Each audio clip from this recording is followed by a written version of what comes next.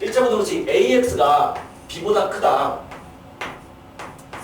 얘를 풀어라 라고 했을 때 물론 이걸 외우는 것은 아니고 무조건 케이스는 나누는 거야. 그런데 모든 1차 부등식은 이 형태로 바꿔야 돼. A 곱하기 X가 B보다 크다. 물론 작다가 될 수도 있고 크거나 같다가 될 수도 있지만 좌변엔 X에 대한 형태, 우변은 상수의 꼴로 바꿔주는 게 일단 포인트고 이거에 풀 때는 케이스를 세 가지로 나눠야 되죠. 첫 번째 A가 양수일 때, 두 번째 음수일 때, 세 번째 0일 때로. A가 0보다 크면 양변을 그냥 A로 나눠주면 왜?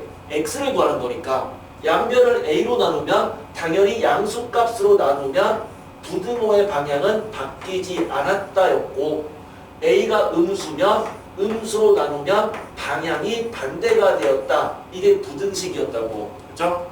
양변을 양수로 나누면 방향은 그대로 음수로 나누면 방향은 반대.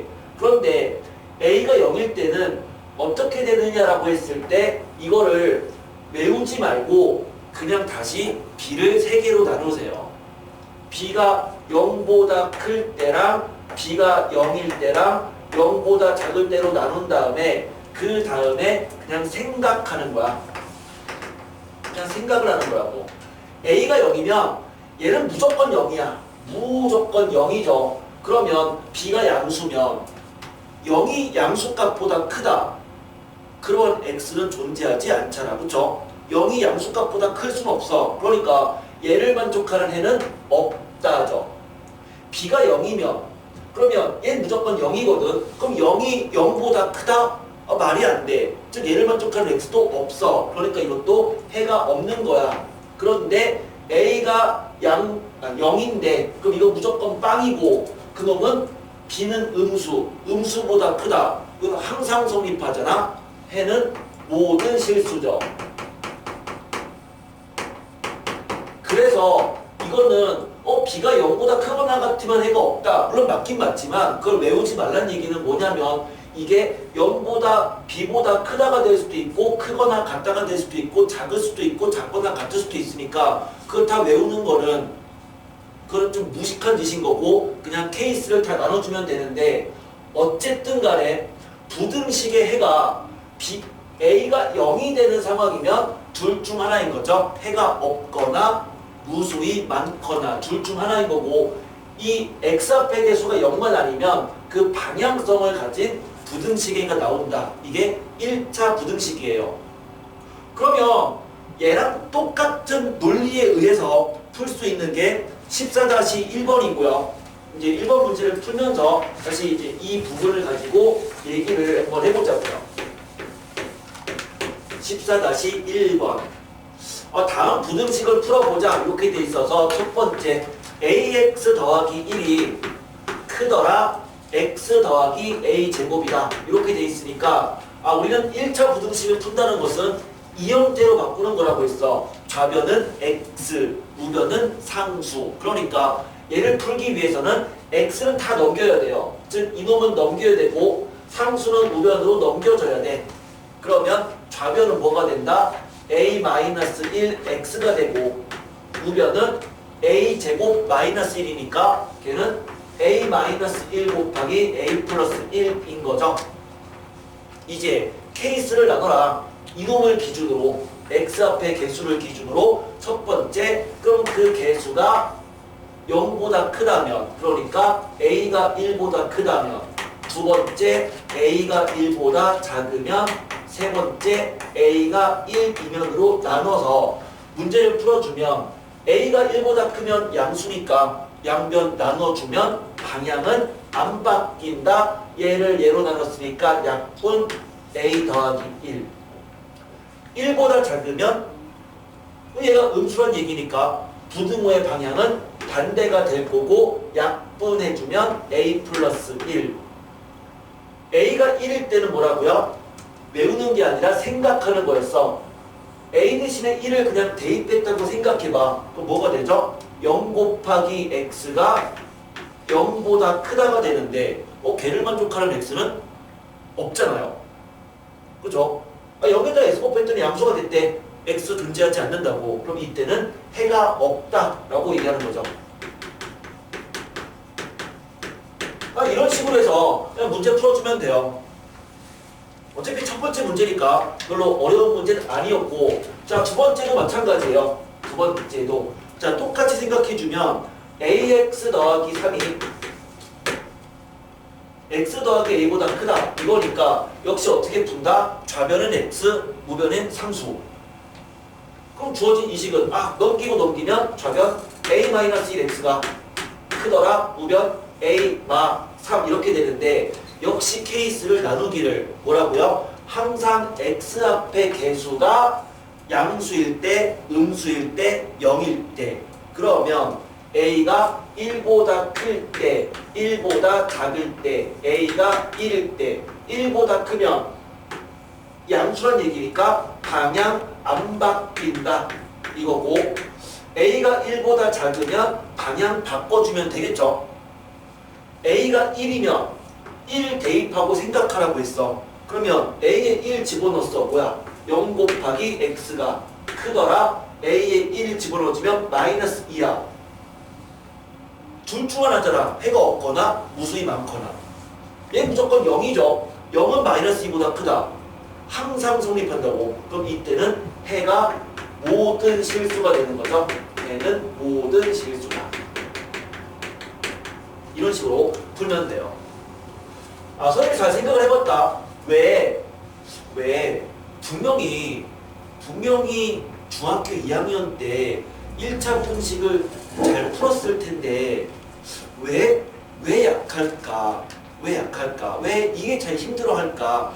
이거 생각해봤더니 결국 그거인 것 같아. 1차 부등식은 어쨌든 고등학교 들어가도 똑같이 나와요. 이것도 교육과정에 그냥 들어간단 말이에요. 근데 차이는 중학교 때는 미지수에 대한 얘기가 별로 안 나와. 미지수가 별로 없어. 그러니까 이렇게 A 막 이런 미지수 별로 있지 않고 거의 대부분 숫자로만 주어져 있다고. 3x가 2보다 크다. 이런 것처럼. 근데 이게 미지수가 막 생기다 보니까 거기서 그 미지수 A, B, C 이런 것들이 좀 친숙하지 않은 거야. 그리고 그거를 수직선에 나중에 나타내야 되는데 그 부분이 친숙하지 않더라. 그래서 좀 힘든 부분이 좀 있을 거야. 그 이유는 이따가 다시 한번 풀면서 얘기를 할게요. 중요한 거는 이거 대충 하면 다음 시간에 2차 부등식 약할 수밖에 없고, 그럼 그게 계속 약점으로 남을 거야. 그러니까 이 부분은 조금은 쉬워 보인다 라고 하더라도 차근차근히 좀 할 수 있도록 해주면 좋을 것 같아요. 가급적이면 모든 문제를 다 그냥 풀게요. 세 번째, ax 더하기 b보다 cx 더하기 d가 더 크대. 자, 문자로만 주어져 있다고 해서 절대로 겁먹지 마세요. 그러니까 겁먹는 순간 지는 거야. 우리는 이 정도 1차 부등식이면 그냥 풀면 된다고. 어떻게? 좌변엔 x, 우변엔 상수. 그러니까 이거 풀어라. 그냥 푸는 거죠. x 넘겨주고 상수 넘겨서 이 형태로 바꿔주면 끝인 거잖아. 그럼 바꿔주면 좌변은 ax 빼기 cx니까 a-cx, 이쪽은 d-b가 될 거고, 마찬가지로 세 가지로 나누는 거죠. 첫 번째, a가 c보다 클 때, 얘가 양수일 때. 두 번째, a보다 c가 더 클 때. 세 번째, a랑 c랑 같을 때로. 그러면 첫 번째 건 별로 할 것도 없어.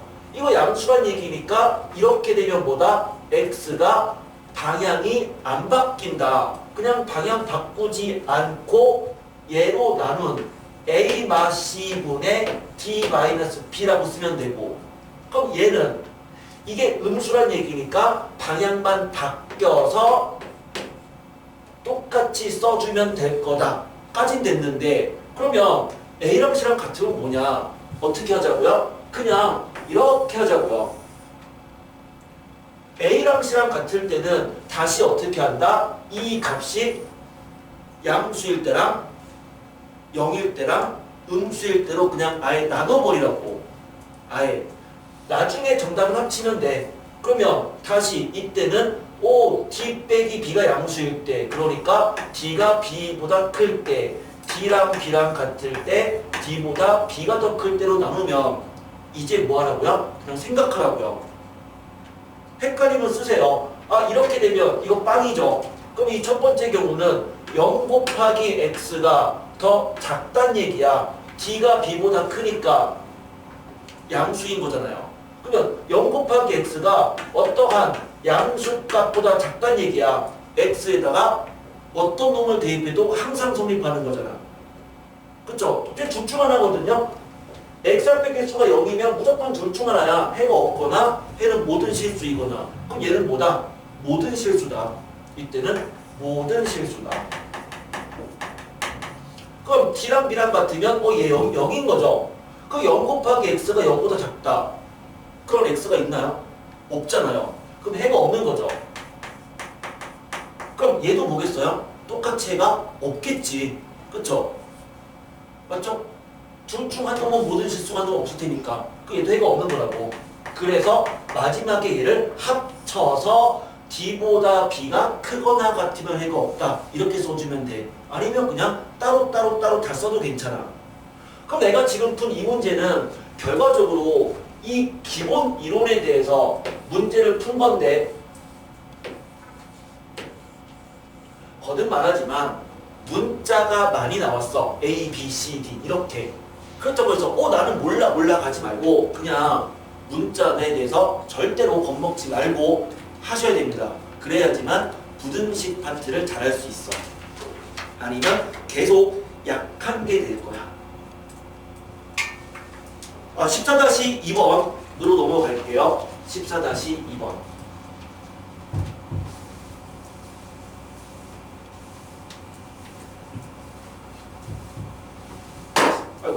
정석 문제의 장점 중에 하나, 그리고 단점 중에 하나 이렇게 본다면 단점부터 얘기할게요. 단점은요. 일반적인 문제집은 대부분 객관식이에요. 그러니까 보기가 다 이렇게 뭐 1번, 2번, 3번, 4번, 5번 이렇게 있어서 자기가 푼 거를 가지고 찍으면 되는 거니까 혹시라도 내가 풀었는데 약간 미묘하게 차이가 있으면 이걸 잘못했구나 해서 제대로 된 정답을 찾아낼 수는 있는데, 정석 같은 경우는 대부분의 문제가 주관식이죠. 그리고 식이 많이 길어요. 그러니까 방금 전에 푼 것처럼 A가 C보다 클 때, A가 보다 C가 더 클 때, 같을 때 해가지고 케이스방 나눠서 그걸 통째로 딱 내야지만 정답이 되는 거거든. 그러다 보니까 그건 단점이자 장점이 될 수도 있어. 왜냐하면 그렇게 해야지만 그 학습법을 제대로 알게 되거든. 그런데 부등식에서는 절대로 학습할 때 스스로의 실수를 용납하지 마세요. 이거 되게 중요한 얘기거든요. 되게 중요한 얘기인데, 내가 보통 공부할 때 그러잖아. 내가 실수할 때 내가 실수하는 거는 진짜 실수인 거야. 근데 남들이 실수하는 거는 바보 같은 거야. 보통 그렇게 생각하잖아. 나중에 이제 커가지고 막 바람을 폈어. 바람 폈는데 남이 바람 피면은 그건 진짜 바람 핀 거고, 불륜인 거고, 자기가 바람 피면 로맨스고, 이렇게 자기 자신한테 관대해진다고. 항상 사람은 그런데 부등식 같은 경우는 등호에 대한 실수 있잖아요. 등호 실수 되게 많이 하거든. 분명히 이게 크거나 같다가 돼야 되는데 정답을 크다라고 했어. 정답 집고 실수했네? 넘어가면 안 된다는 얘기야. 그 사소한 실수 하나하나가 결과적으로 나중에 크게 돌아오니까 절대 부등식에서는 내가 어떤 실수를 했어. 방향성의 실수 또는 등호를 빼먹거나 그런 실수에 대해서 절대로 용납하지 마세요. 틀렸으면 반성하셔야 돼요. 이 바보 같은 거 막 반성하면서 고쳐야 돼. 그렇지 않으면 나중에 이게 진짜 크게 돌아와. 절대 실수를 용납하면 안 돼요. 부등호의 방향성 또는 등호랑 부등호 주의하셔야 되는데, 14-2번 문제야. 자, 뭐라고 돼 있냐면 이렇게 돼 있어. x의 범위랑 y의 범위가 주어져 있어서 x가 3보다는 크거나 같고 10보다는 작거나 같다. x의 범위. y 범위는 2보다는 크거나 같고 6보다는 작거나 같다. 이렇게 돼 있어서 각각의 범위를 구하시오가 문제예요. 그러면 거기는 지금 친절하게 어떤 이제 부등호, 등호 이렇게 써 있긴 하지만 그냥 이렇게만 쓰고 한번 생각을 해볼게요. 이렇게만 쓰고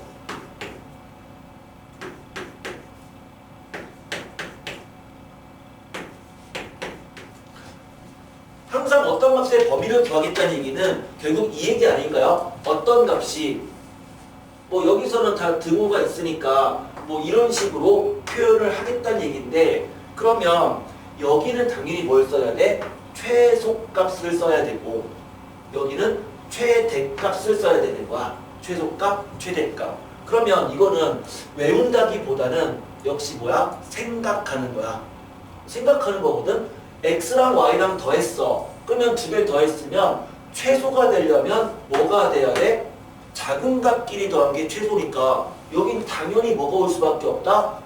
작은 숫자인 5가 될 수밖에 없고 그 값에 여기는 최대값을 써야 돼. 그러면 더했을 때 최대값은 얼마다? 큰 거 두 개 더한 거겠죠? 16이다. 끝났네요. x에서 y를 뺐어요. 그러면 여긴 최소값을 써야 되니까 최소가 되려면 x는 작아야 되고 y는 커야 되죠. 작은 값에서 큰 값 빼야지만 최소가 되니까 그럼 뭐가 오겠니? 작은 거에서 큰 거 뺀 마3이 될 거고 최대가 되려면 당연히 큰 거에서 작은 거를 빼야 돼. 큰 값에서 작은 값 뺐으니까 8이다. 자, 끝났죠? 최소 쓰는 거니까 최소는 작은 놈끼리 곱한 거, 최대는 큰 놈끼리 곱한 거. 나눴어요. 최소가 되려면 분모는 커야 되고 분자는 작아야 돼. 맞죠?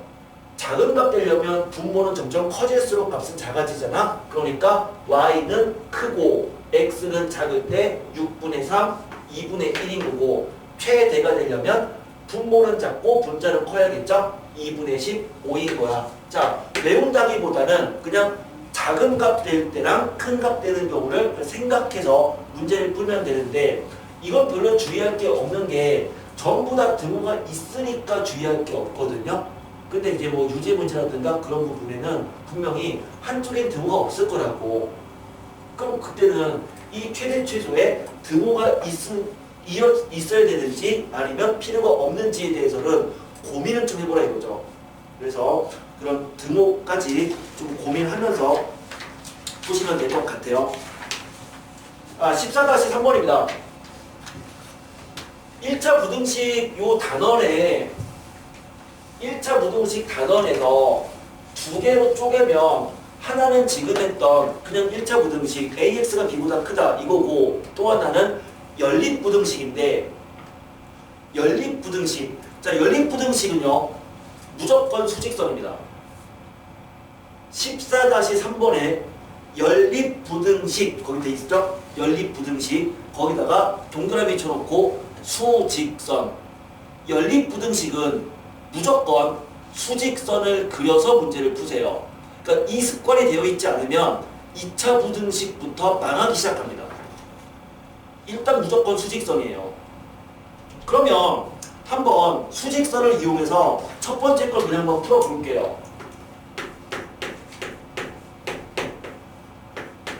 1번.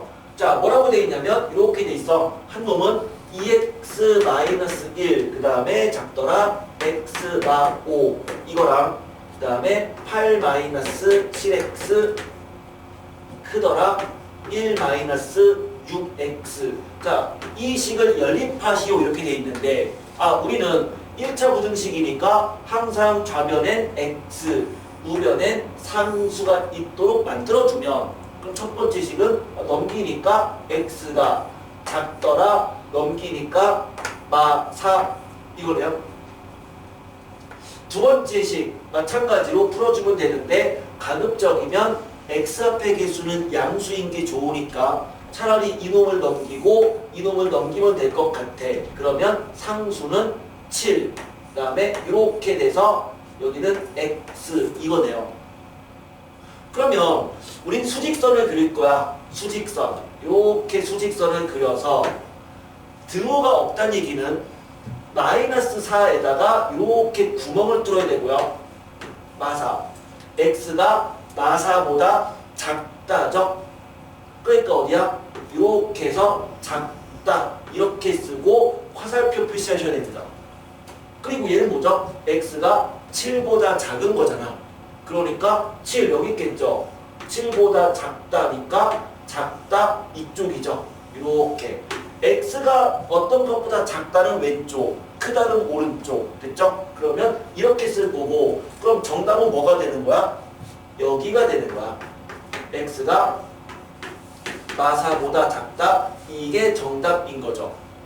자 다시요. 연립부등식이란 얘기는 이 식을 첫 번째 식이라고 하고 이 식을 두 번째 식이라고 한다면 첫 번째 식과 두 번째 식을 동시에 만족하는 범위를 구하는 거야. 그러니까 무슨 개념이죠? 영어에서는 AND의 개념이에요. AND야. 1번을 만족하고 그리고 2번을 만족한다야. 그런데 AND라는 것은요. AND는 수직선에서 무엇을 의미하는 거야? 공통 부분을 의미한다고. 공통 부분을 의미해요. 그래서 1번을 만족하고 그리고 AND 2번을 만족한다. 1번과 2번의 공통 부분을 구하라는 얘기야. 몇몇 문제는 또는일 수도 있어. 그러니까 막 케이스를 나누는 거죠. 그래서 첫 번째 케이스가 되거나 또는 두 번째 케이스거나 또는 세 번째 케이스거나 그러면 문제를 풀다가 또는 이라는 게 나왔어. 그럼 또는은 수직선에서는 무엇을 의미할까? 또는 이라고 하는 것은 전체 범위를 싹 다 합한 범위를 말해요. 또는은 전체를 합한 거죠. 그냥 그러니까 범위를 합한 것이라고 쓸까요? 범위를 합한 것. 합한 것. 이거죠. 별거 아닌 것 같은데 나중에 되게 헷갈릴 수 있거든요. 그래서 사실 얘는 1번을 만족하고 그리고 2번을 만족하는 AND이기 때문에 연립 방정식은 AND거든. 그러니까 뭐야? 둘의 공통 범위를 구해야 되는 거지 이 둘을 합한 범위인 7보다 작다가 정답은 아니란 얘기예요. 항상 두 식을 연립한다는 얘기는 둘을 동시에 만족하는 공통 범위를 구해보자 이 얘기인 거야. 연립 부등식은 공통 범위예요. 됐나요? 저는 수직선을 그려서 풀면 되는 거고요. 또 마찬가지로 두 번째 거 2번 첫 번째 식 6 플러스 그 다음에 5x 마 1 그다음 7x 더하기 1 이거랑 두 번째 4분의 복잡해 이거 3 마이너스 5x 마이너스 3분의 2 x 마이너스 2 더하기 4분의 7 얘는 그냥 계산했다고 생각할게. 자 그래서 요거 계산하면 이제 할 수 있잖아. 그치? 넘기고 넘겨서 정리하면 되니까. 그쵸? 그래서 요거 계산하면 얘 x가 0보다 작다가 나와요. 정리해주면 이거 근데 역시 양면에 일단 뭘 곱하자? 분모의 최소 공배수인 12를 곱하자. 분모 보기 싫으니까. 그러면 양면에 12 곱해서 넘기고 넘기면서 정리해주면 걔는 x가 마이너스 4보다 크거나 같다가 나와요. 별거 아닌 것처럼 보인다 하더라도 수직선 그려서 문제 푸세요. 그냥 습관입니다. 그러니까 그렇게 하게 약속을 좀 하자고. 그러니까 문제가 아무리 쉬워도 연립 부등식은 항상 수직선 그려서 그냥 푸는 거로. 왜? 수직선에 대한 연습이 안 되어 있으면 2차 부등식 망한다라고 했으니까 그냥 연습을 좀 합시다. 우리 함수할 때도 얘기했잖아. 함수 앞에 부분 2차 방정식을 그래프를 그리지 않고 문제를 풀다 보면 나중에 함수 파트 뒤쪽으로 갈수록 문제들이 아예 안 풀리잖아요. 이참수에 대한 그래프에 대한 이해가 안 돼 있으면 후반부는 결국 접근할 수가 없게 된다고. 근데 실제 고등수학에서 함수 파트의 킬러는 무조건 그래프를 다 그려야 되거든. 그 이해가 돼야 되는 거니까 역시 연습해야 되는 거고요. 똑같이 연립부등식은 일단 수직선이야. 그러면 이걸 수직선으로 그려주면 x축 이렇게 있는 거고 x가 0보다 작다니까 등호 없으면 구멍 뚫어주고 작다니까 뭐야? 얘의 왼쪽인 거죠. 0보다 작다. x가 마사보다 크거나 같다니까 마사에 이렇게 색칠해야죠. 등호 있으면. 그럼 걔보다 크거나 같다니까 이쪽인 거죠. 오른쪽. 그럼 뭐라고요? 얘는 and니까 둘을 동시에 만족하는 범위를 구하라는 얘기야. 그러면 둘을 동시에 만족한다? 공통 부분인 거고 공통 부분은 여기네요. 그러니까 정답은 마사보다는 크거나 같고 0보다 작다. 이게 정답인 거죠. 자, 세 번째 거. 세 번째. 역시 그냥 풀면 되겠죠. 그 문제 좀 이상한데 그 세 번째 거에 그 두 번째 줄 있죠? 1.5 마이너스 0.02 x 빠졌습니다. 여기 x가 빠졌어요. 나중에 이제 뒤에 과제할 때도 x 있다고 생각하고 푸시면 돼요. x가 있어요. 0.02x야. 자, 그러면 이것도 마찬가지죠. 그냥 양변에 첫 번째 거 10 곱해서 정리하고 아래식은 분수 보기 싫으니까 양변에 100 곱해서 정리해주면 그냥 이렇게 나온다고. 첫 번째 식은 x가 3보다 크거나 같다 이렇게 나오고 두 번째 거는 x가 작거나 같다 마이너스 0.5 이렇게 나오거든요. 이제 풀어주면 그러면 수직선을 그리면 뭐라고요? x가 3보다 크거나 같다니까 3 크거나 같다 오른쪽 이거랑 마이너스 0.5 여기 있겠죠? 얘보다 작거나 같다니까 이쪽인데 둘은 뭐다? 공통 부분인 거라고. and니까 항상. 그럼 얘랑 얘의 공통 부분이 뭔데요? 없죠? 그러니까 이건 뭐다? 해가 없다죠. 그렇죠? 둘을 동시에 만족하는 공통 부분 존재하지 않는다. 연립부등식에는 존재하지 않는다. 이렇게 써주면 돼요. 4번.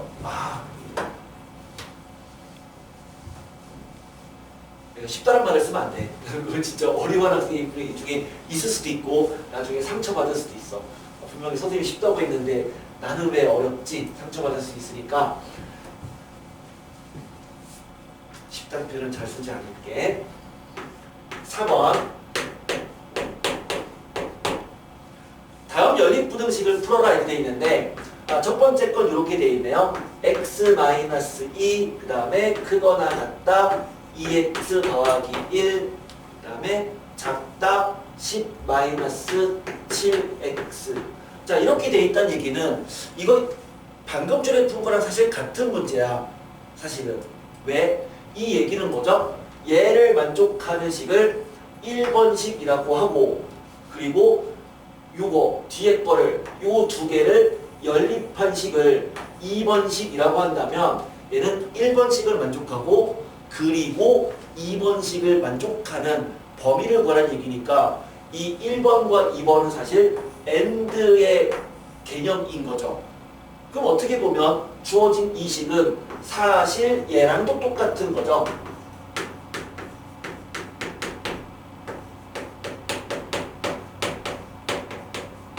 그러니까 얘랑 얘는 서로 같은 표현인 거라고.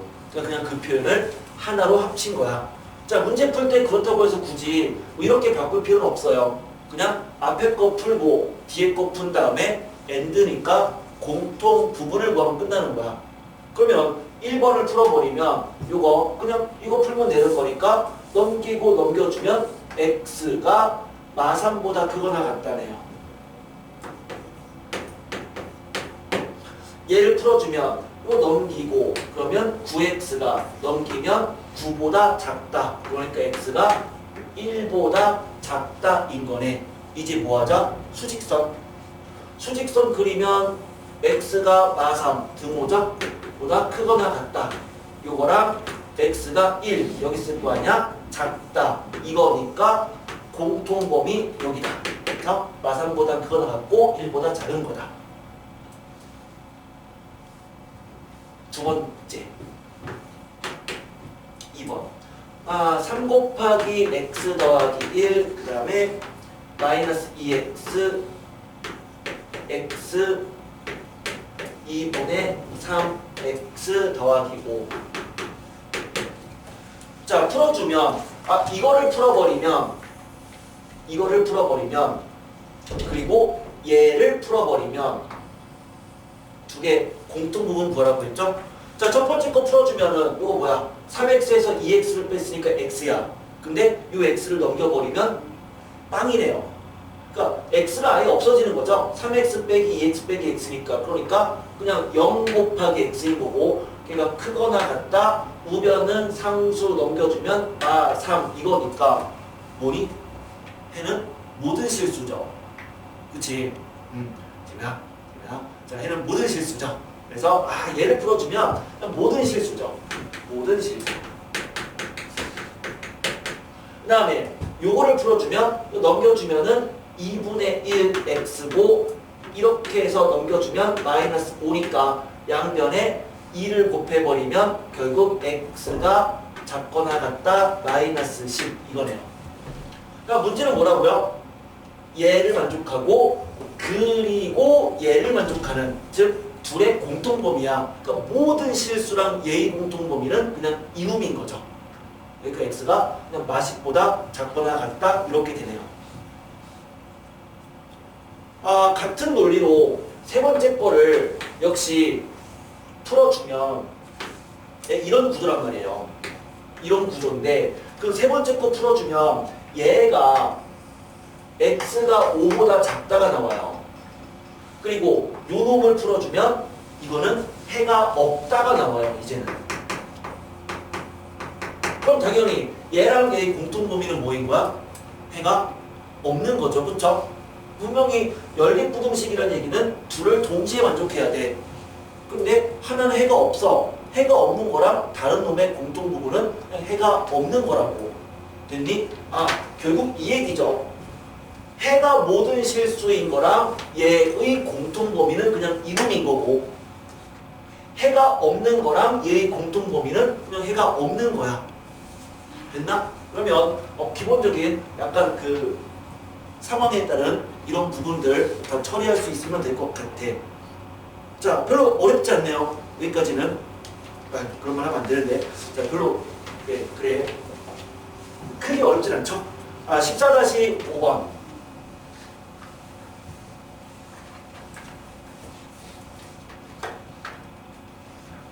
이제 미지수가 점점 더 생기기 시작합니다. 5번 문제고요. 이제 좀 천천히 해야 될 것 같아. 자, 첫 번째. 다음과 같은 연립부등식. 한 놈은 3x 더하기 4. 그 다음에 작다 17 마이너스. 그냥 나 혼자 풀 수 있을 것 같다라고 한다면 내가 떠들든 말든 그냥 혼자 문제 쭉 그냥 풀어보세요. 그냥 굳이 칠판 쳐다보지 않아도 괜찮습니다.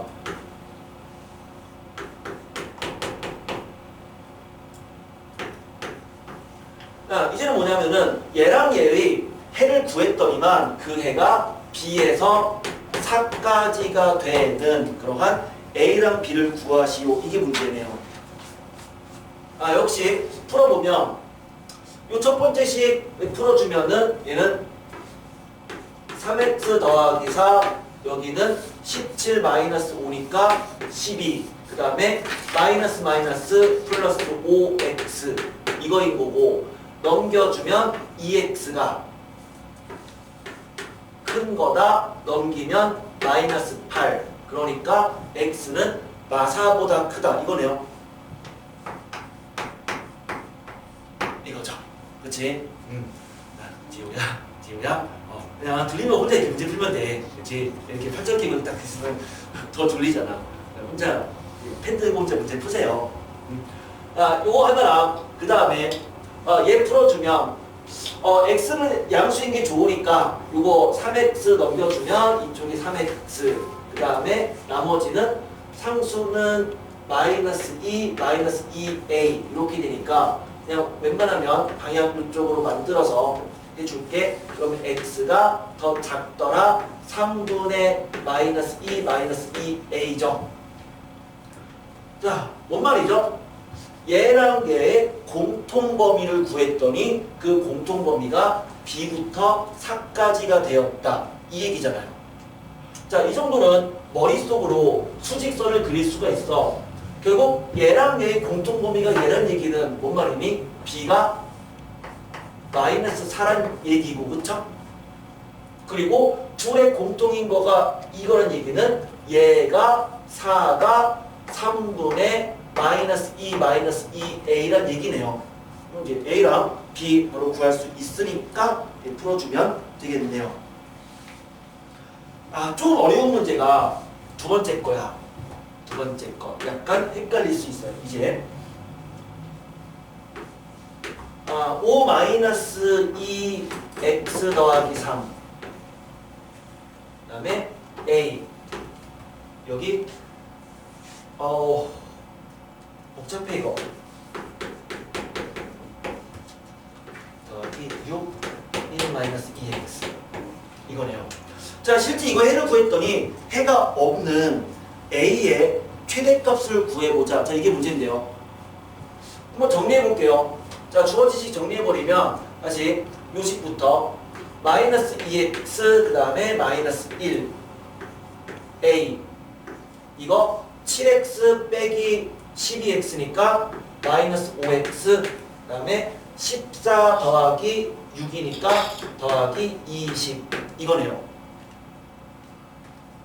x의 범위를 구하기 위해서 요 식과 이 식을 연립하는 얘기였고요.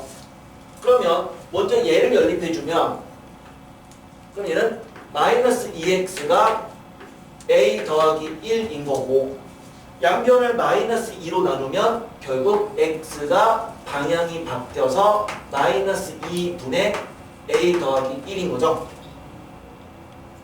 자, 마찬가지로 얘를 풀어주면 요거 넘겨주면 5x가 작더라 20 마이너스 a고 양변을 5로 나눠주면 x가 작다 4 마이너스 5분의 a가 되는데 얘를 만족하는 해가 존재하지 않더래요.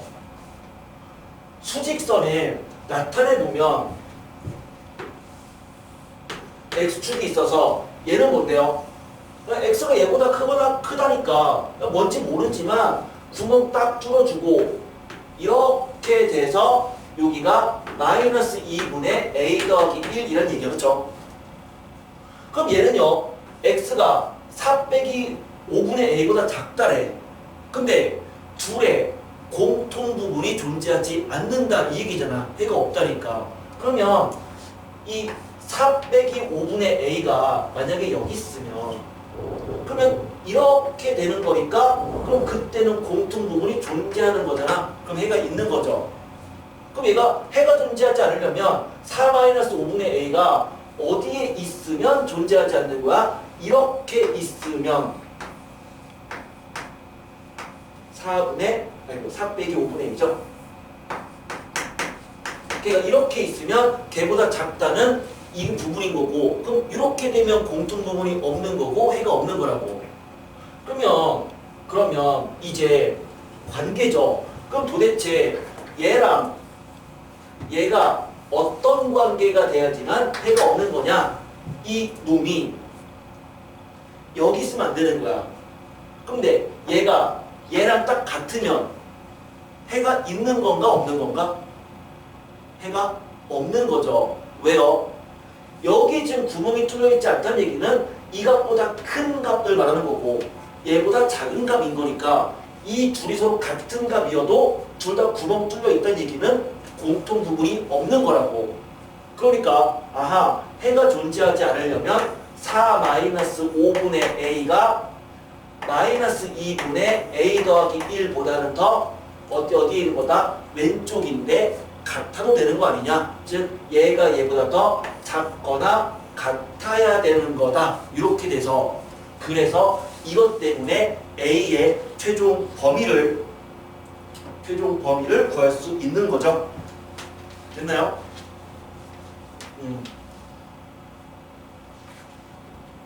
나랑 왜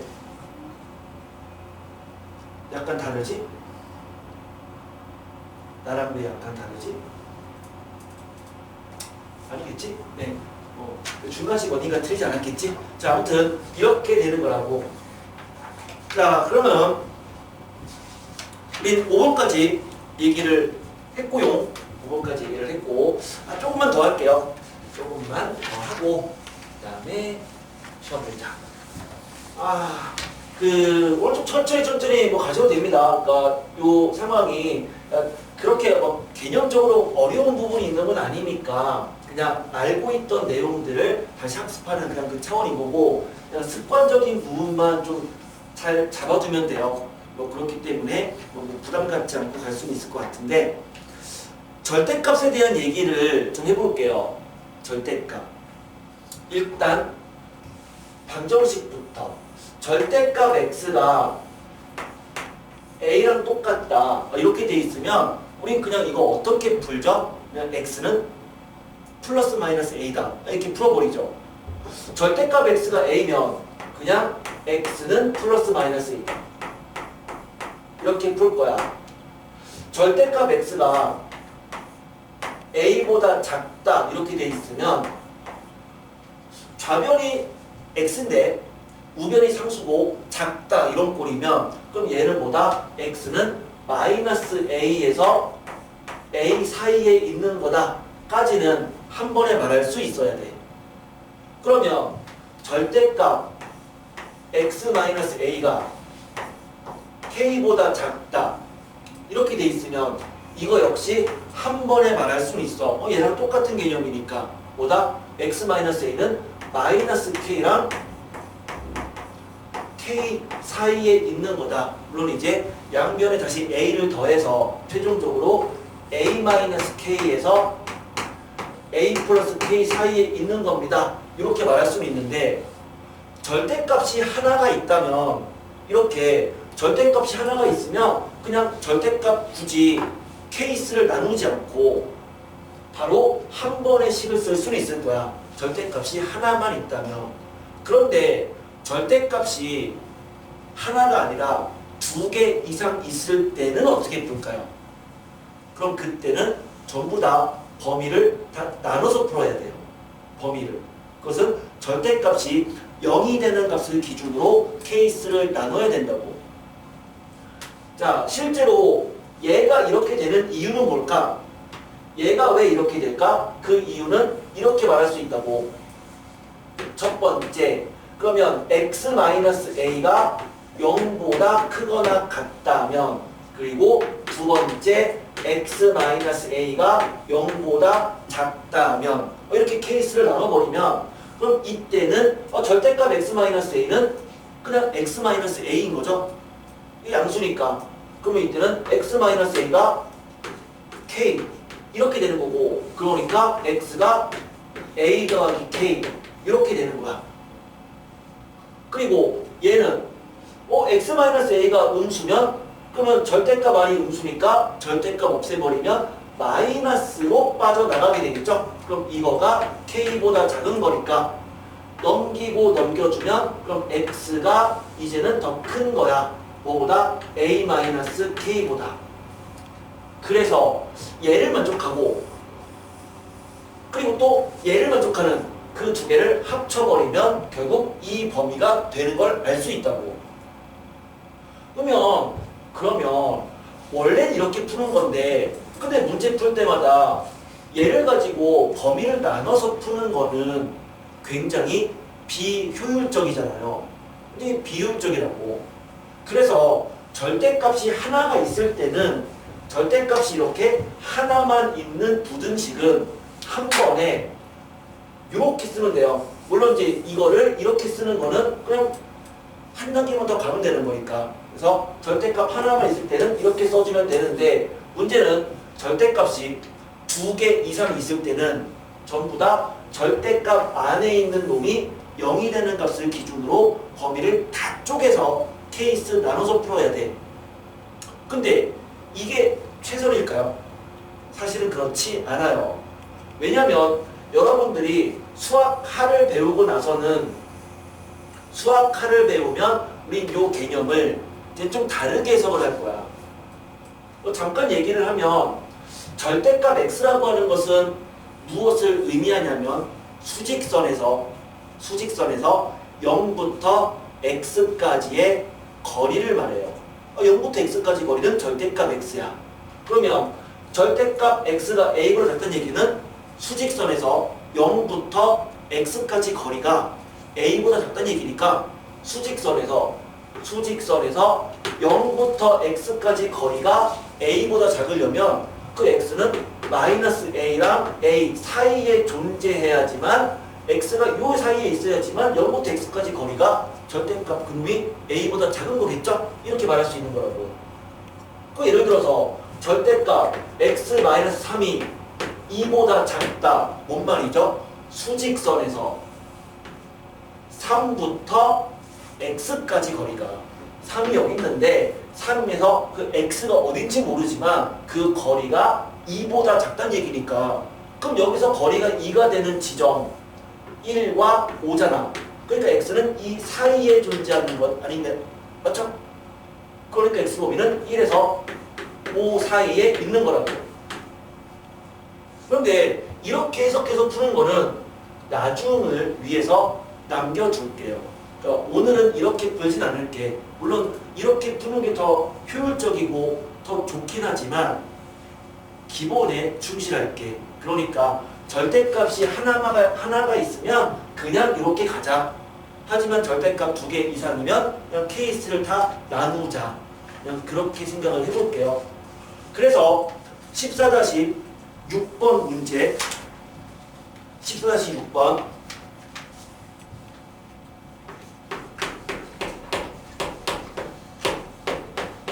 첫 번째 1 절대값 x-3 그 다음에 2 자 이거를 풀어보자 이렇게 돼 있어. 근데 나는 원래 이거 수직선으로 푼단 말이에요. 근데 그거는 여러분도 수직선으로 그냥 내가 생각한 거 지금 말한 것처럼 해서 풀 수 있으면 그렇게 푸세요. 근데 오늘은 그냥 어떻게 하자고? 그냥 수식으로 가자고. 아 얘는 뭐죠? 얘를 만족하는 놈과 얘를 만족하는 놈의 공통 부분이라고 했고 그러면 이거는 뭐죠? 절대값 x-a가 k보다 작으면 사이값이죠. 그러면 반대로 절대값 x-a가 k보다 크다가 되면 그럼 그때는 x는 큰 값보다 크거나 작은 값보다 작은 거다. 그러니까 큰 값은 그냥 a 더하기 k 보다 크거나 또는 작은 값은 뭐야? 마이너스 k 더하기 a 이렇게 되죠. 헷갈린가요? 절대값 x가 a면 플러스 마이너스 a니까 x가 바뀌는 게 아니라 a만 플러스랑 마이너스로 바뀌는 거거든. a만. 그러니까 이렇게 되면 요 k만 플러스 마이너스로 바뀌는 거야. 그러니까 큰 값은 플러스일 때에다가 a 넘긴 거보다 크거나 또는 작은 값은 얘만 마이너스로 바꾼 마이너스 k 더하기 a보다 작거나 이거인 거라고. 하다 보면은 안 헷갈릴 거예요. 하다 보면. 근데 이것도 헷갈립니다 라고 한다면 구간 나눠서 이렇게 나눠서 풀면 돼요. 자 그러면 얘를 풀어버리면 그러면 얘는 뭐인 거야? x가 큰 값보다 크거나 그러면 큰 값은 뭐야? 1 더하기 3 x가 4보다 크거나 또는 x가 작은 값은 뭐야? 이게 마이너스로 바뀐 마이너스 1 넘기면 플러스 3 그러니까 x가 2보다 작다 이거인 거죠. 그 다음에 얘를 풀어버리면 얘는 사이값이라고 해요. 사이값 뭐다? 마이너스 2에서 2 사이인 거니까 역시 풀어주면은 넘기고 넘겨주면 1보다 크고 5보다 작은 거야. 그럼 우리는 뭐라고요? 얘를 만족하는 거랑 얘를 만족하는 거의 공통 부분이라고 했잖아요. 그럼 요놈은요. 요놈은 x가 2보다 작다. 요거랑 4보다 크다. 이거랑 얘는 1보다 크고 5보다 작다. 이거니까 그럼 그 둘의 공통 부분은 여기랑 여기죠. 그게 정답인 거죠. 연립부등식 풀 때 헷갈리신 분들은 색깔펜 여러 개를 준비해서 1번을 만족하는 거를 뭐 노란색, 뭐 2번을 만족하는 거를 빨강색 이런 식으로 색깔펜으로 이렇게 구분해서 쓰다 보면 조금 더 실수를 줄일 수 있어요. 하다 보면 나중에 같은 색깔펜으로 해도 헷갈리진 않을 거야. 됐죠? 자, 두 번째 문제. 하지만 절대값이 2개 이상 있으면 그때는 전부 다 지금처럼 구간 나눠야 됩니다. 그러니까 절대값 x 플러스 1 더하기 절대값 x 마이너스 2가 걔가 5보다 작다. 자, 절대값이 2개 이상 있으면 구간을 나누자고요. 그럼 나누는 구간의 기준은 뭐냐면 역시 수직선이야. 수직선을 기준으로 해서 얘가 빵이 되는 x값 마이너스 1이죠. 얘가 빵이 되는 x값 2죠. 그러면 얘랑 얘를 기준으로 해서 구간을 나누는 거야. 그러면 우리는 3개의 구간을 만들 수 있어. 3개의 구간을. 절대값이 0이 되는 값 기준으로 구간을 쪼개면 이렇게 3개의 구간이 나오고, 그래서 각 구간에 따라서 첫 번째 x가 마이너스 1보다 작을 때, 두 번째 그러면 x가 등호 안 했으니까 이제는 등호 갖다놔서 마이너스 1보다는 크거나 같고 2보다 작을 때, 세 번째 x가 2보다 크거나 같을 때. 등호는 이쪽에 있으면 이쪽엔 없도록 하면 돼요. 상관없어요. 자, 이렇게 쪼개버리면 첫 번째 거 뭐죠? x가 마이너스 1보다 작으면 얘 음수잖아요. 음수니까 절대값 없애면 마이너스로 빠져나가겠고요. 역시 x가 마이너스 1보다 작으면 x에서 2를 뺀 것도 음수니까 이것도 마이너스로 빠져나가고요. 그럼 이거인 거네. 그렇죠? 그래서 이거 풀어주면은 마이너스 2x 상수 넘기면 4 이거고, 양변을 마이너스 2로 나누면 x가 마이너스 2보다 크다인데 뭐죠? 얘를 만족하고 그리고 얘를 만족하는 거니까, 그러니까 여기다가는 것은 마이너스 1보다 작으면서 x가 마이너스 2보다 큰 거니까 마이너스 2보다는 크고 마이너스 1보다는 작다. 일단 요 범위인 거죠. 얘를 만족하는 것은. 그러면 그런 식으로 해서 또 얘를 구하면 되는데, 근데 문제는 뭘까? 이거는 그리고일까 또는일까? 보자. x가 이 범위이거나 또는 이렇게 되거나 또는 이렇게 되거나니까, 또는일 때는 뭐 한다고요? 그 구한 범위를 전부 다 합치는 거라고요. 그리고일 때는 공통 부분을 쓰는 거고, 또는일 때는 합친다 했죠. 그러니까 첫 번째 여기서 구한 요 범위랑 여기서 구한 범위랑 여기서 구한 범위를 싹 다 합친 게 정답인 거라고. 자, 계속 풀어보면은 나이부터 이 사이에 있으면 그럼 그때는 얘는 x에서 1 더한 건 양수니까 그냥 얘는 x 더하기 1이고요. x에서 2를 빼버리면 음수가 되니까 마이너스 x 더하기 2 이렇게 되니까 지워지고 그냥 3보다 5가 크다. 성립하는 거 아니야? 항상 성립하는 거죠. 그러니까 여기는 항상 성립돼요. 그러니까 뭐다? 마이너스 1보다 크거나 같고, 색칠된 거부터 2까지 이렇게 되는 것은 성립하는 거야. 그럼 여기도 색칠해주면 되겠네요.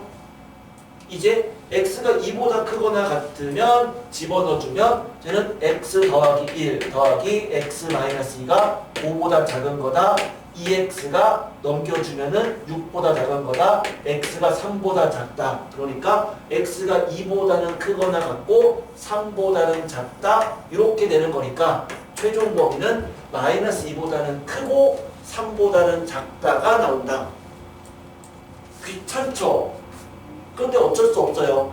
하지만 수학하로 넘어가 버리면 이거를 수직선에서 해석해서 그때는 접근하게 될 거야. 한 번 더 노출이 되고요. 또 집합을 하면서 한 번 또 노출됩니다. 그래서 부등식은 3번에 걸쳐서 나오게 될 거예요. 첫 번째는 지금, 두 번째는 그 좌표 평면, 그리고 세 번째는 집합. 그래서 3번에 걸쳐서 노출될 거고 그 중에 오늘 첫 번째 지금 노출되고 있는 거야. 응용 문제 한 3개 정도 뒤에 거 하고 그다음에 연습 문제로 바로 넘어가도록 하겠습니다. 오늘 연습 문제 몇 문제 안 되기 때문에 가장 좀 짧은 단원 중 하나입니다. 짧은 단원이 딱 2개가 있었는데 실수 파트랑 요거랑 가장 짧은 단원 중 하나고 좀 쉽게 편하게 가보자고. 14-7번 이 문제는 그냥 이름을 붙인다면 뭐 과부족에 대한 문제야. 과부족, 과하거나 부족하다. 이 과부족에 대한 문제인데 그 상황 자체가 약간은 헷갈릴 수 있어요. 그래서 처음 이 문제를 푸는 애들은 이게 도대체 무슨 소리인지 잘 이해가 안 될 수도 있거든. 그래서 문제는 파악을 해야 되니까 좀 약간 상황을 좀 천천히 읽어보면서 한번 풀어보자고. 야영 체험 활동에 참여한 학생들에게 텐트를 배정하는데 텐트 하나에 5명씩 배정하면 12명 학생이 텐트를 배정받지 못하고 텐트 한 개에 7명씩 배정하면 텐트 9개가 남는데요. 텐트의 개수와 학생의 수를 구하시오. 이게 문제야. 우리는 어떤 문제를 풀 때 구하고자 하는 미지수는 구하고자 하는 값을 미지수로 놔야 되는 거니까 텐트의 개수 제일 끝에 있는 거 걔를 x라고 쓰자. 텐트의 개수를 x라고 써보자고. 제일 끝에 텐트의 개수를 구하는 거니까 걔를 x라고 생각한다면 첫 번째 줄 마지막 거부터 한번 밑줄거 볼게요. 제일 끝에부터 텐트 하나에 학생 5명을 배정하면 12명 학생이 텐트를 배정하지 못한다. 여기다가 밑줄거 놓고 1번이라고 적어놓을게요. 1번. 그리고 그 아래쪽에 텐트 한 개에 7명씩 배정하면 9개가 남는다. 에다가 밑줄 걸어놓고 2번이라고 할게요. 2번. 그럼 얘는 1번과 2번을 동시에 만족하는, 그리고 어떻게 본다면 둘을 연립하겠다. 이런 얘기이기는 해. 그쵸? 둘을 동시에 만족하는 걸 구하는 건데 한번 생각을 해볼게. 우리 텐트가 있어. 이런 텐트가. 이 텐트야 그냥. 내 그림을 잘 못 그리니까. 이런 텐트가 있는데 이 텐트가 X개가 있는 거라고. 이런 텐트가 아무튼 X개가 있는 상황인 거야. 전체가 X개 이렇게 세팅했잖아. 그러면 1번을 수식으로 세워볼까? 텐트 하나에 5명씩 배정하면 그러니까 각각에 5명 있는 거니까 그럼 전체 학생 수는 뭐가 된다? 전체의 학생 수는 한 텐트에 5명씩 X개 텐트 OX 거기다가 했더니만 12명이 남았다. OX 더하기 12란 얘기예요. 그쵸? 1번이 그 얘기야. 1번까지는 괜찮아. 그런데 2번 텐트 하나에 7명씩 배정하면 9개가 남았대요. 이게 무슨 얘기냐면 이런 거죠. 이제는 여기에 7명씩 들어가요. 7명씩. 이렇게 7명씩 그랬더니만 텐트가 9개가 남았다 라고 하는 거는 그림을 그려보면 이런 게 있어서 요게 몇 개다? 9개가 비어있는 텐트란 얘기거든요. 그럼 9개가 빈 텐트면 그러면 X에서 9개를 뺀 여기 X-9개는 애들이 꽉 차 있는 걸까? 그게 아니라고. 그게 아니라 7명씩 집어넣었더니 9개는 온전히 빈 거란 얘기는 그러면 이 중에서 이 X-9 중에서 요 요 하나 여기는 7명이 꽉 차지 않고 1명만 들어갈 수도 있는 거고 2명이 들어갈 수도 있는 거고 7명이 들어갈 수도 있는 거야. 여기에 1명이 들어갔다 하더라도 우리는 9개가 비었다라고 얘기하는 거잖아요. 그치? 그러니까 여기는 1명에서 7명이 마지막 텐트에 있다는 얘기고, 그럼 걔를 제외한 텐트의 개수는 여기는 몇 개의 텐트인 거야? x에서 9를 빼고 하나를 뺀 x 빼기 10인 거라고. 그러니까 요게 x 빼기 10개의 텐트에는 7명이 꽉 차고 여기에는 1부터 7명이 찬 그 상태란 얘기죠. 사람은 바뀌지 않아요. 그래서 이제 1번과 2번을 합치면 우리는 어떤 식으로 연립부등식 만들 수 있냐면 아까 있던 거 A보다 B가 크거나 같고 B보다 C가 크거나 같다라는 그 구조의 식을 만들 수 있는 거지. 즉 5x 더하기 12는 크거나 같은 거야. 최소 어떻게 되는 거? 이 x-10개에는 7명이 가득 차고 x 빼기 10에는 7명이 가득 차고 그리고 마지막 여기에 1명이 들어가는 거 보다는 더 크거나 같고, 그러면서 x 빼기 10개에는 가득 차고 마지막 텐트에도 7명이 들어가는 거, 그 사이에 학생 수 5x 빼기 더하기 12가 있다. 이렇게 식을 쓸 수가 있는 거라고. 좀 헷갈리겠죠? 헷갈리죠? 자, 그래서 이제 풀면 끝나는 거죠. 이 식을 연립하겠다는 건 뭐라고요? 얘를 만족하는 식과 그 다음에 얘를 만족하는 식을 두 개를 연립해서 그거의 공통 부분을 구하겠다는 얘기인데, 이 x는 뭐다? 개수예요. 그러니까 그 x는 무조건 정수가 될 수밖에 없다고. x는 개수니까. 자, 이제 풀면 끝나요. 그래서 얘를 만족하는 x 범위 구하고 범위 구해서 두 개의 공통 부분을 구하면 실제 이렇게 나오거든. 37.5보다는 크거나 같고 그 다음에 40.5보다는 작거나 같다. 그거는 이거 풀면 되는 거니까 뭐 이제는 할 수 있잖아. 이렇게 되고, 근데 그 x는 뭐다? 정수니까 따라서 x는 38, 39, 40이 될 수 있는 거야. x가 38이면 그냥 집어넣어주면 사람수 나오겠죠? 그러니까 정답 몇 개인 거야? 정답은 세 가지 케이스인 거라고. x가 38일 때의 학생수, 39일 때, 40일 때의 학생수, 그렇게 해서 세 개가 다 정답인 거예요. 됐나? 실제 고등학교 교과서를 보게 되면 얘랑 거의 똑같은 문제들이 나와요. 실생활 문제로. 완전 그냥 숫자만 바꾼 똑같은 문제도 출제가 되니까, 그래서 실제 내신에도 이런 문제가 출제가 된다는 얘기야. 식 세우는 거 좀 어려울 수는 있는데 스스로 이 식을 세울 수 있어야 됩니다.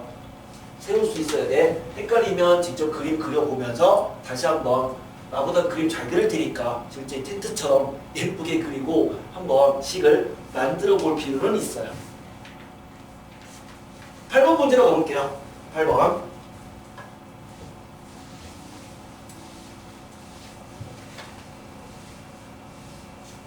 수학이라는 것은요, 정의의 학문이에요. 수학은 정의의 학문이야. 그러니까 뭔가를 정의를 하고 그 정의대로 어떤 값을 구해보자 라는 문제들은 단골 손님으로 나오는 문제들이고, 역시 8번 문제도 다음과 같이 정의를 한 거야. 맥스, 왠지 맥스, 큰 값, 그쵸? 민, 작은 값, 이런 개념일 텐데 다음과 같이 했대요. x가 y보다 크거나 같다면 x, y는 x인 거다. 그런데 이제는 y가 x보다 크거나 같다면 그때는 x, y는 y인 거다. 이렇게 정의를 했대. 되게 간단한 얘기죠. 뭔 말이죠? 둘 중에서 큰 놈이 맥스 값인 거다. 이 얘기잖아. 예를 들어서 이 얘기는 맥스 10,3은 뭐란 얘기죠? 10이란 얘기죠. 그렇죠? 10,3이면 10이 3보다 크거나 같으니까 즉 이 상황이고 그때는 x값 10 이런 얘기죠. 맥스 5,9는 뭐란 얘기죠? 9라는 얘기죠. 이 정의에 의하면 그냥 둘 중에 큰 놈이 맥스인 거야. 자, 마찬가지로 민을 이렇게 정의했대요. 민 x, y란 걔는 마이너스 x 마이너스 x, 마이너스 y다. 뭔 말일까? 민 10,3은 그러면 걔는 이 정의에 의하면 마이너스 x 마이너스 x, 마이너스 y니까 마이너스 10, 마3인 거고 요게 얼마죠? 둘 중에 큰 놈이니까 마3이죠? 그럼 마3에 마이너스를 붙이면 3이란 얘기네요. 아, 미는 뭐다? 둘 중에 작은 놈이다. 자, 우리는 이렇게 하는 거를 뭐라고 얘기하냐면 귀납적 추론이라고 해요. 귀납적 추론. 아, 나는 어떤 식으로 지금 얘기를 하고 있는 거냐면 문제를 푸는 방법에 대한 얘기를 하고 있는 건데 보통 어떤 문제가 뭔가로 정의가 되어 있다면 그런데 이 정의라고 하는 게 제일 간단하면 괜찮아. 근데 뭔가 살짝 복잡해. 뭔 소리인지 모르겠어. 도대체 이 얘가 말하는 게 이해가 안 돼 라고 한다면 뭘 하는 거야? 스스로 예시문을 만들어 보는 거야. 스스로 숫자를 집어넣어봐서 몇 번 정도는 시도를 해보라고. 그럼 그렇게 시도를 하다 보면 아, 이게 도대체 뭔 말인지가 이해가 될 거 아니냐. 우린 이렇게 하는 거를 귀납적 추론이라고 한다고. 어떨 때? 복잡하면 귀납적 추론을 통해서 그거를 가지고 스스로 규칙성을 다시 생각해서 밝혀내라. 이 얘기인 거죠. 자, 이제 귀납적 추론을 통해서 맥스랑 민이 무슨 얘기인지는 밝혀냈어. 이제 문제는 뭔데요? 맥스 그 다음에 다시 민 A, B, A를 구하라는 얘기는 뭔 말이죠? 이 얘기는 맥스니까 이놈, 이놈이니까 둘 중에 큰 값을 쓰란 얘기야. 둘 중에. 물론 민 A, B니까 얘는 뭐야? 둘 중에 작은 놈인 거죠. 그러면 아하, 첫 번째 만약에 A가 B보다 큰 놈이었으면 그럼 A가 B보다 큰 놈이면 얘는 누구인 거다? B는 둘 중에 작은 놈이니까 얘는 B겠네요. 그럼 B랑 A에 대한 맥스니까 A가 더 크거나 같다고 했으니까 그럼 B랑 A에 대한 맥스는 A겠죠? 그럼 A가 B보다 크거나 같으면 A가 나오네요.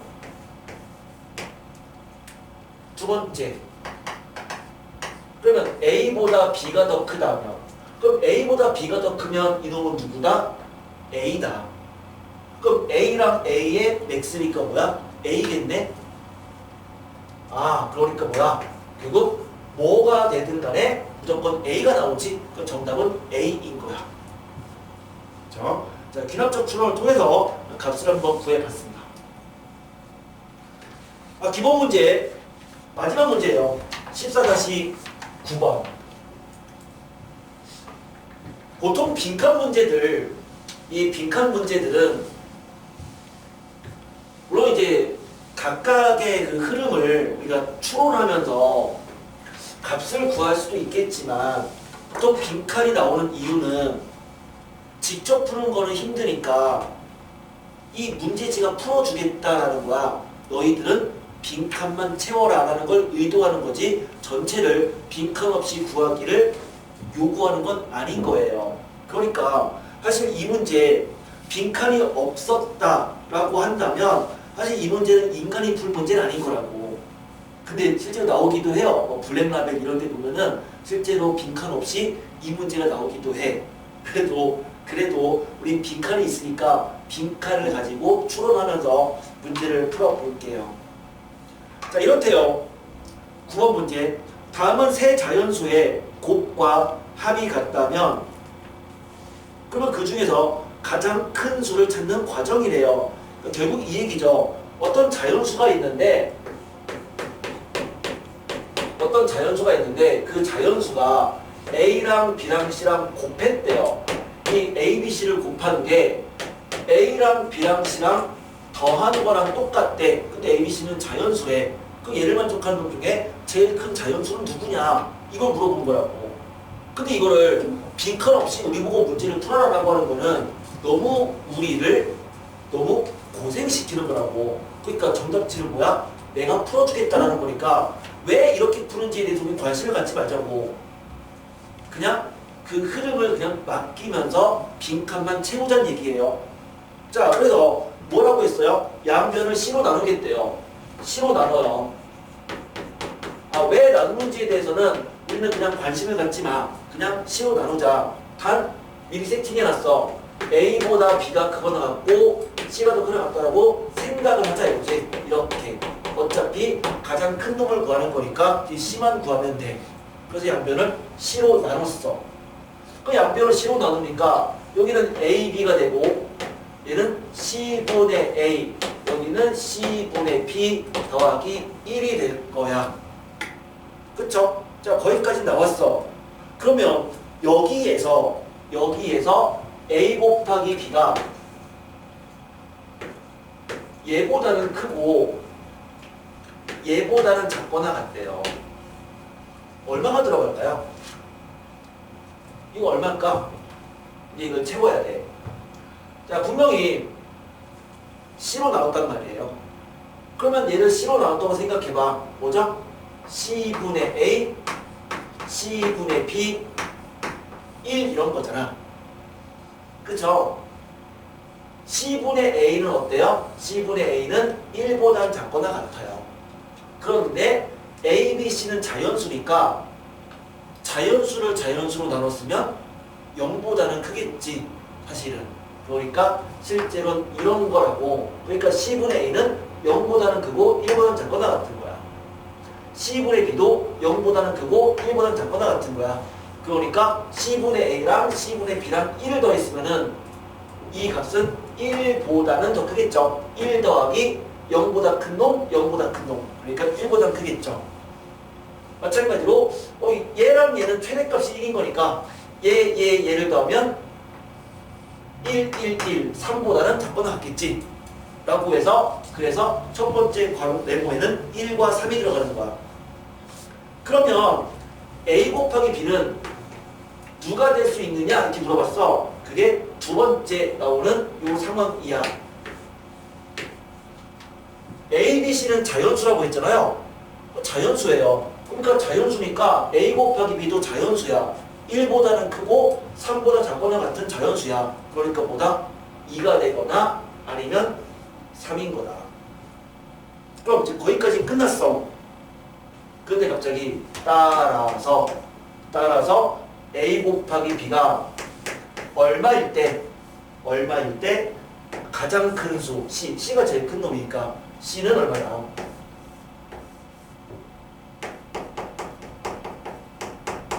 그럼 이제 여기서 우리 추론을 해야 돼요. 이 상황에서 이 결과를 도출해야 되는 거라고. 생각해보자. A 곱하기 B가 2 또는 3이라고 했으니까 첫 번째 A 곱하기 B가 2가 되는 경우, 두 번째 A 곱하기 B가 3이 되는 경우를 생각해봐요. 그럼 A 곱하기 B가 2란 얘기는 뭐죠? A랑 B랑 C는 자연수죠? 근데 이 조건을 만족하는 자연수잖아요. 그럼 자연수끼리 곱해서 2가 되는 건 하나밖에 없어. 1 곱하기 2밖에 없고 A보다 B가 더 크거나 같다고 했으니까 곱해서 2가 되는 상황은 A가 1이고 B가 2란 얘기야. 그런데 얘를 만족한다고 했잖아. A, B, C가 A 더하기 B 더하기 C잖아요.